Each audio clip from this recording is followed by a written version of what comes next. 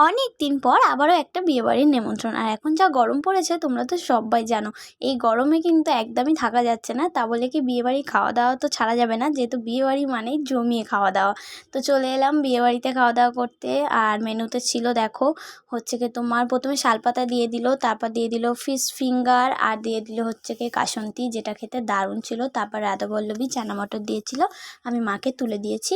তারপর দিল সাদা ভাত আর ডাল আর আলু ভাজা, যেটা লেবু দিয়ে মেখে খেতে দারুণ লেগেছে। আর এই গরমে কিন্তু এইরকম খাওয়া দাওয়া মানে কিন্তু জমে যায়, শরীরও ভালো থাকলো মনটাও ভরে গেল। তারপর দিয়ে দিল ফ্রাইড রাইস আর চিকেন কষা। চিকেন কষাটা খেতে কিন্তু দারুণ ছিল। আর এই যে দেখো ফ্রাইড রাইসটাও খুবই ভালো ছিল, শুধু একটু গোলাপ জলে হালকা গরম মানে গন্ধ হয়েছিল, সে কোনো ব্যাপার না।